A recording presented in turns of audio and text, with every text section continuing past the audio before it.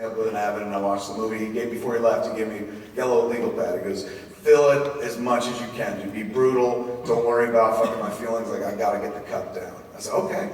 So he left and I watched it and I fucking took 6 pages of notes watching the movie. And then when I was done watching, he was gone, so I just left the notes with his assistant Morgan. I was like, hey man, so here it is, what he wanted. Good seeing, and then I left. He called me the next day, he goes, 6 fucking pages of notes!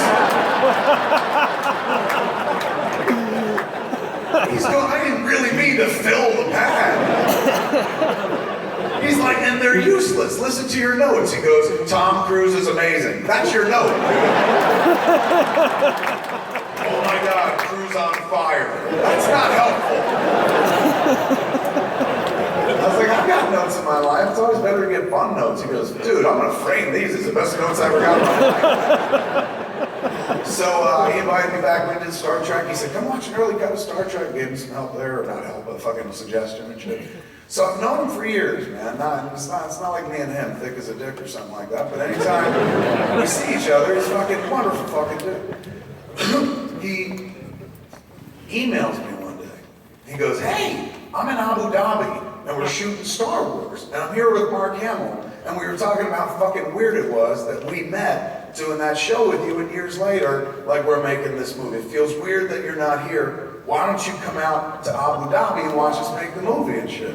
And so I wrote back, Abu Dhabi? Are you fucking high?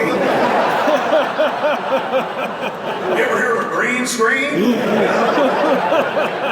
As a non-layers man, I can't go to Abu Dhabi. I wear too many clothes. So he goes, well, we're going to England to shoot the movie in a couple months, man. When we're getting to England, why don't you come visit? And I said, holy shit, I'm actually going to be over in England. I'm doing some shows with Jay, and then I'm also doing a Hollywood Babylon with Ralph Garman. So I was like, I'll totally fucking roll up. And he goes, I'm going to put you over to my sister, my assistant Morgan, and she's going to hook you up. I said, oh my fucking God, right on. So I started talking to Morgan, and I was like, hey, I come out in a couple months. He says, he wants me to come visit. She said, you just blow me up when you get to town, I'll hook it up for you. I was like, all right, fantastic, thank you. A couple months went by, we went on tour and stuff, had a great time, sold out our shows all over England. And then there was a weekend break, because we worked like every day. And then there was a break, it was our weekend, but not a real weekend, it was like a Tuesday and a Wednesday.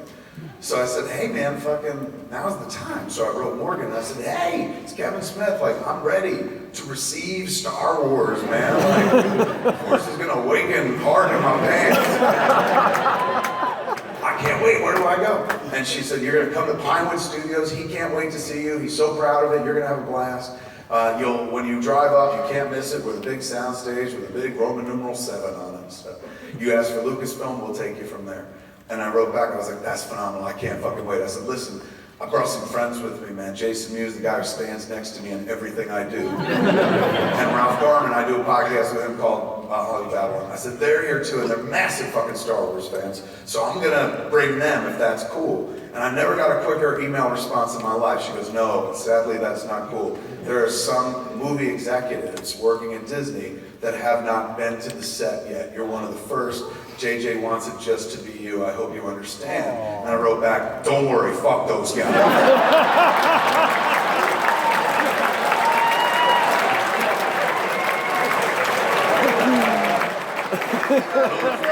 Right under the sand crawler, man. I said, I'll tell them all about it when I come home. She goes, you're not going to be able to tell them about it even. I said, why? She goes, you're going to be signing an NDA, non-disclosure agreement. It means when you get there, you sign a piece of paper. It means you can't talk about what you've fucking seen. So I was like, oh, I said, it is very hush-hush. She goes, yeah, it's top secret. I said, okay, I'll see you next week, or on Tuesday. So bam, the day came, went over there, found the place. You could see the sound stage from the road. Big Roman numeral fucking 7 on it. Gorgeous, man. You go, that's got to be the place. Looked like you could park 4 airplanes in the sound stage. It was so big. So I get on the lot. They direct me over to the Lucasfilm offices and stuff. And just as I'm walking in, Simon Pegg was walking out. And I was like, holy, and now we all know he's in the movie, but like this was before anybody knew shit. And I was like, oh my God, what are you doing here? And he goes, it's a J.J. Abrams movie. Of course I'm here. What are you doing here? I said, I fucking came to see it. He goes, oh my God, you're gonna love it, man. I've seen so much, but yeah. He goes, well, I'm in it. Don't tell anybody. I was like, I won't. And I just did. Everybody fucking did. So I was like, how is it? And he goes, this is phenomenal, dude. He's going, I live down the street. So I come here every day to eat lunch and watch Star Wars. This is pretty amazing. can't wait. He's like, you're gonna have a good fucking time. You're gonna cry. I said, really? He goes, yeah, you'll see. So I go into the office, I was like, hey, I'm Kevin Smith. And they said, here you go. And they handed me my non-disclosure agreement to sign. So, you know, I signed it, but like, fuck, this is a piece of advice, take it for what it's worth. Unless someone's staring at you while you sign something, never sign your own name, right? Like, there's no point unless there's a government agent looking at you and shit. Just fucking write whatever the fuck. I learned that from Ben Affleck. Ben Affleck taught me. We were making Mallrats, and like it was a day that him and I and this guy worked together. Generally, I was there as a director and stuff, but I actually was in the scenes. So when you sign out as an actor at the end of the day, you'll have to sign something and stuff. So I sit there and I wrote, you know, oh shit, I gotta sign this is official. And I wrote Kevin Smith. And Affleck stands there and goes, fucking come here. And I just met him, I only knew him a week. And he pulls me over to the side and I was like, what? And he goes, did you just sign your own name on that legal document?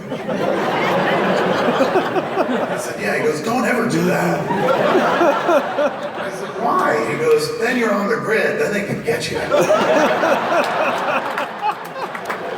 What am I supposed to do? He said, sign someone else's name. Never sign your own name unless they're making sure that you're signing your own name. I said, you didn't sign your name? He goes, fuck, no, I never signed my name. I said, whose name do you sign? He goes, Sandy Bullock. I was like, all right. So from that moment forward, I stopped signing my name unless somebody fucking looks at it and shit like that. I always write Ben Affleck.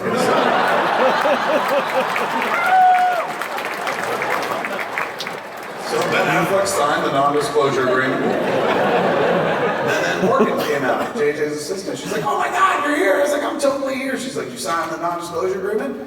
I said, I did. I'm not allowed to take pictures or talk about this or anything, or you guys can fucking lightsaber me in half or some shit.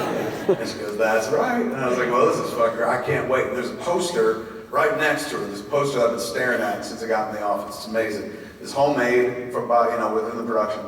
But they got money, so it looks real good. And the idea is it's based on a World War II propaganda poster. And so it's an Imperial Starship Commander going like this, like doing the shushing face. And it says, loose lips sink starships. And the idea is don't fucking talk about what you see. So right before we left, she's like, you ready to go over to the stage? And I said, yeah, but I said, this is amazing. Can I take a picture of this? And she goes, you just signed the fucking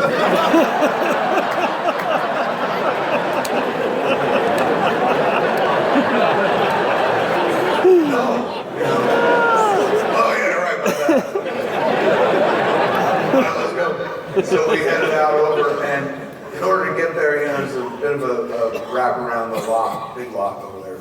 And then you get to the corridor, the street, which would normally just lead out to a foresty area, but they've stacked these truck trailers, 3 high and in a way that you can't see through. You have to walk through them kind of like a maze. So it's to prevent anybody from just taking snapshots and shit like that.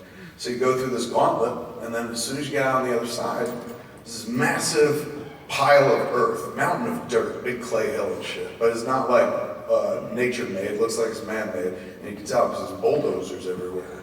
And leaning on the bulldozers, having a cigarette, is a fucking stormtrooper. And I'm like, oh my God, man. Now I live in a world of stormtroopers. You come here, you see stormtroopers and stuff like that. You're like, that's a pretty good stormtrooper from MegaCon and stuff. This was the real deal, man. Fucking like, those outfits looked expensive as shit. Those guns looked expensive as shit. Straight out of my childhood, ripped from the movie and stuff. Everything looked incredibly authentic right away. And I was like, wow, he brought back stormtroopers. Because, this is the first time I'd known it. Before, anyone knew they were going to be in the movie and shit. And I was like, this is real cool, man. And I didn't feel it right here. It was all up here. I was like, that's fucking dope. He's smart to bring stormtroopers back. That makes sense. That's cool. So Morgan brings me around the dirt pile, and then all of a sudden we're on a set that's basically 3 football fields wide. It's the set where Maz's cantina was, and where the First Order attacks, and then the Resistance comes and saves their asses, and Han and Leia see each other for the first time. It's that place, and it's post-battle. So everything is fucking knocked down. That's the amazing thing, is you can touch it. Everything's tactile, it's fucking real. They built it and shit. Not green screen. You're walking on this giant set, scorched earth. It looks like it does it in the movie. It's massive. And I'm like, this is fucking nuts. Like, they spent a couple $100. As I walked past, like, this thing, eventually when I saw the movie, Han and Chewie and Finn come out of it, and that's when they fight the stormtroopers, and Han starts using the crossbow, laser crossbow. I saw that there, man. I saw that piece where they came out of and stuff, and I remember walking past it, and I touched it. Like, because you could touch it, it was there, it was tactile and shit. And I touched it so that one day, when I went to see the movie, whoever I was sitting next to, probably him, I could be like, holy shit, I touched that right there. So as I walk across the gigantic fucking set, we're all outdoors and shit, I'm seeing people that I haven't seen in years, like childhood friends who aren't real, but to me, I love more than some fucking blood relatives I've had in my life and stuff. There's Han, there's Chewie and stuff. Who's that little soccer ball? Looks like he got fucked by R2-D2. I'm sure it'll work. I met the guy that worked there. He works him like a puppet and shit. It was crazy. I was like, oh my God. Like, I was like, what is he? He's like, it's a big part of the movie. What's his name? BB-8. I met BB-8 long before, like, we saw him in the trailer and shit. I was like, there's your Jar Jar. And he wasn't. Like, he was amazing. So they bring me over to JJ, man, and JJ is behind a bank of monitors. In order to direct a film, director stands behind a TV monitor, oddly enough. It is connected to the camera, so you see exactly what the framing of the camera sees. If you have a little scratch, a little more money, you got 2 cameras, so you got yourself 2 monitors. So you can do coverage while you're shooting the main scene, you can do another piece of coverage. If you've got filthy lucre, 3 camera units, because each camera has its own team and stuff, and you get 3 monitors. You know, if you're making like a Michael Bay movie like Transformers, they usually have 4 units going simultaneously because you want to capture action from as many different angles as possible. JJ had 8 fucking monitors, and he was standing in front of me. He looked like Batman in the Dark Knight. Isn't it beautiful? You know, just surrounded by. I said, look at you, man. He goes, welcome to Star Wars. I was like, holy shit, you're doing it, man. This is crazy. Look at you. I said, I can't believe you built everything. He goes, it's important to feel it, dude. Feel it. Remember, the ones we saw, they didn't have green screen. You had to feel that shit. They built it. That's what we're going back to. I was like, you're so smart. This is smart. This is the way to do it, man. Because I was all up here as a filmmaker. Because I've been in the business, right? I love movies, but now I know how the sausage is made. So I was sitting there going like, this is just a very impressive sausage factory, man. I know what you're doing here. This all makes sense and shit. So what are we doing right now? He goes, we're gonna shoot a big sequence. I was like, how many of these monitors you use? He goes, all 8 of them. He's going, we got 8 different camera teams.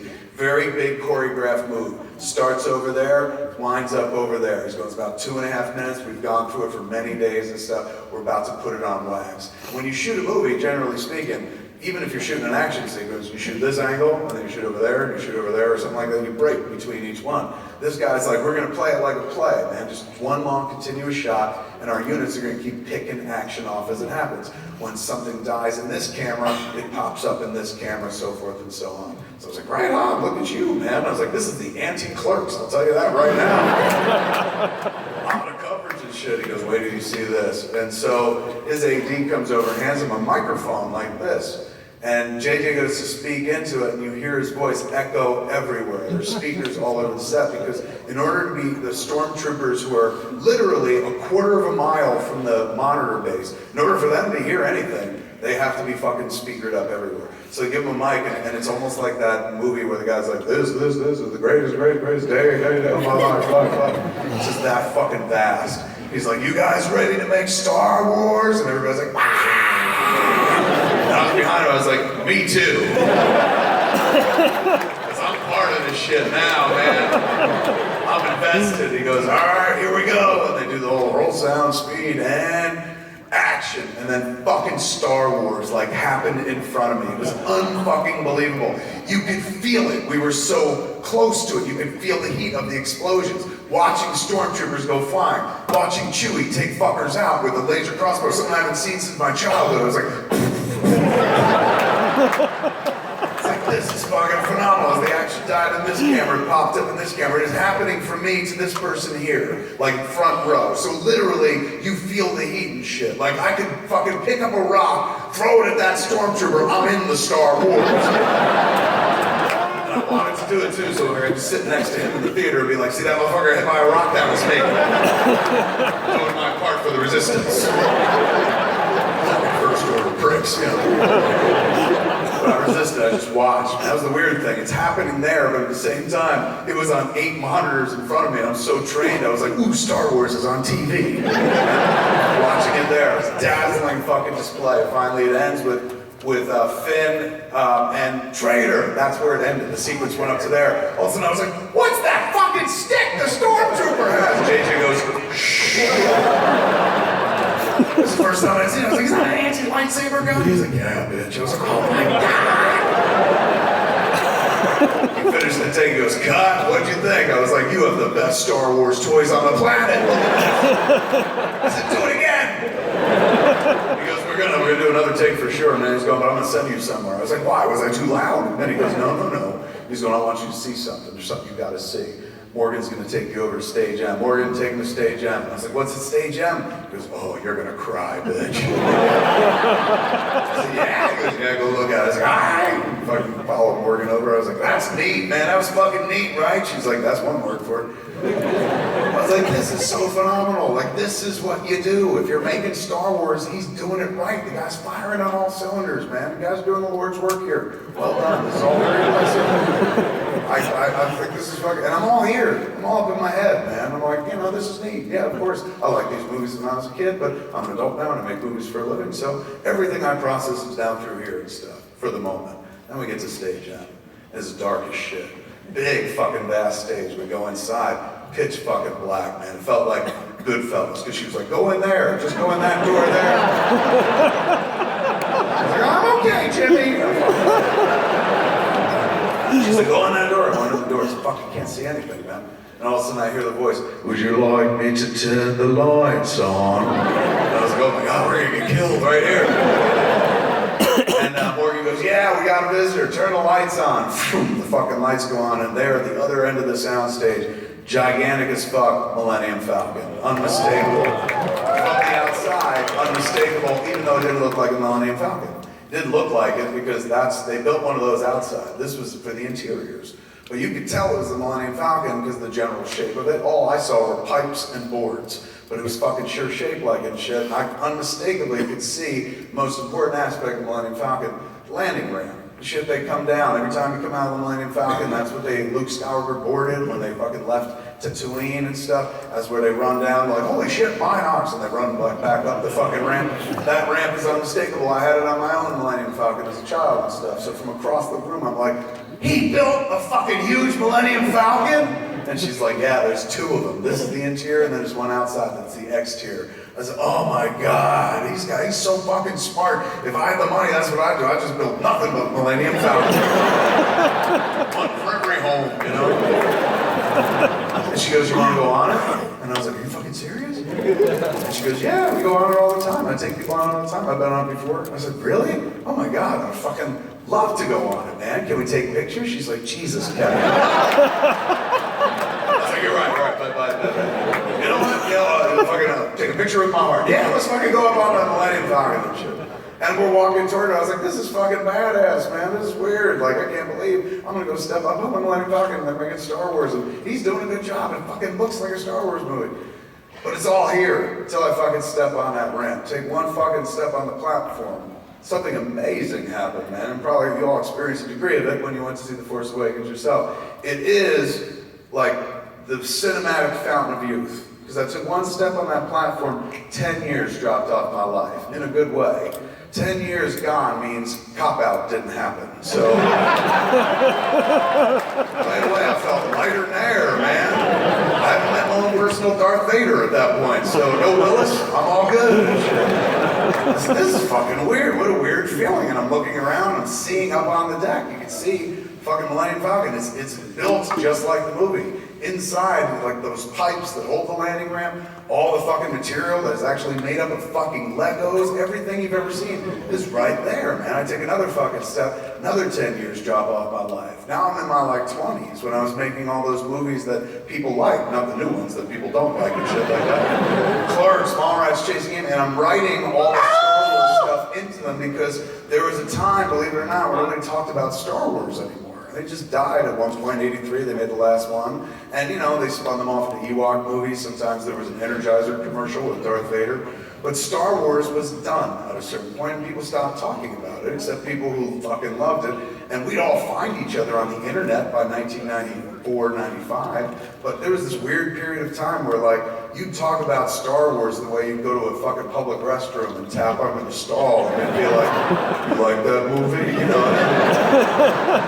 Suddenly you could engage with people about Star Wars. Again, once the internet happened, we could all find each other, and then George redid the movies and suddenly Star Wars was back. But there's a period of time where, like, I would try to talk to my friends about it, like Ryan and Walter would be like, Star Wars, those are old movies, man. Nobody wanted to engage about them anymore, even though they were my religion as a kid and shit. So I wrote that shit into the movies. Like, I wrote all that Star Wars stuff because I was like, well, like, this is my world. This is what we talk about. This is what we sound like. So let me see if, and I've never seen this in a movie for my whole life. I would go into movies and be like, how come they don't talk about the shit we talk about in movies? Like, this is a funny movie we just saw, but like, I would love to see a movie where all they did was talk about pussy and Star Wars. That'd be amazing. And so one day I started making those movies myself and stuff. So like 10 years drop off, I'm in my 20s, man, when Star Wars is like my bridge to the outside world. I took Clerks to the Cannes Film Festival. First time we traveled outside to Europe in my life, and with a movie nonetheless. And this was a movie I never thought would play outside of New Jersey.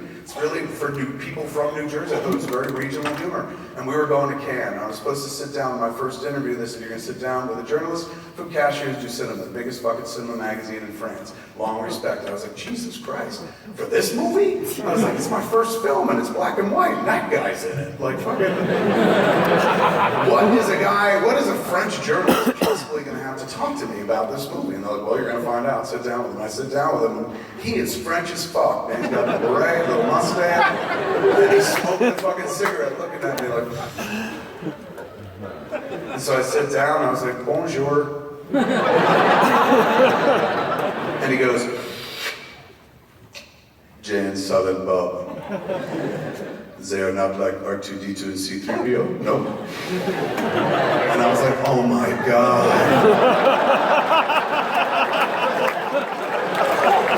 My French brother from another mother. Mon frère.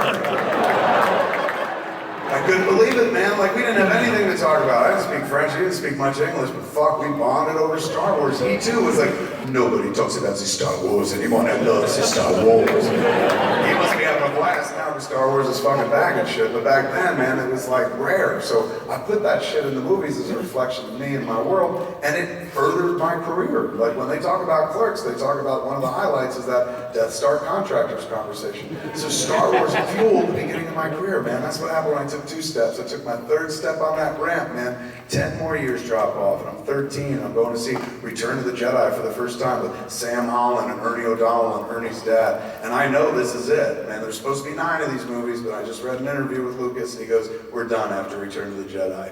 And I'm heartbroken because I wanted to see the other movies, man. I remember he talked about a long time ago in the early 80s how Darth Vader became Darth Vader by falling into magma, into lava in a volcano and shit. And I was like, oh my God, I want to see that so bad. And then they made it and I didn't want to see it anymore. When I was a kid, I wanted to see it so fucking bad and shit like that. And there we were going to see Return of the Jedi, and we leave. And Sam and Ernie are lightsaber battling on the way to the car and shit. And Ernie's dad goes, you guys like the movie? And they said, yeah. And I said, I loved it. And he looks at me and he goes, why do you look sad? And I said, because that's the last one. They're not making anymore. What's the point of living anymore? And Ernie's dad made Ernie stop hanging out with me for a week. That was religion to me. This shit was so important to me. I took one more step on that platform. I was 7 years old, going to see Star Wars for the first time with my mom, with my dad, with my brother and sister. And I walked into that movie theater. I was a Catholic. I was even an altar boy. I walked out of that theater. My faith changed. I was a Jedi. You know, everything about me was changed. Batman and Snoopy were my first loves, but Star Wars became my religion. I devoted the next 10 years of my life, good childhood years, to worshiping at the altar of this thing that meant so much to me. And suddenly, with that last step, I'm on the deck of the fucking Millennium Falcon, and I just start crying, man. I'm a middle-aged stoner, so everything touches me. But being there in that moment, oh, I'm bawling, man. And not just like the single tear of a Native American going, garbage, you know? I'm like, blubbering with my tits going up and down. And Morgan, she's mortified. She's just like, well, I'm sorry, people usually like this. Like she feeling like she made a big faux pas or something like that. Like, oh my God, he got touched by the Falcon when he was a boy. I said, no, you don't understand. I was like, this is the greatest gift anyone's given me in years. I was like, are you kidding me? I've been in my head since I got here. Everything was clinical and shit. And now, right in my fucking heart, this is where these movies live. This was my childhood. This was my mythology.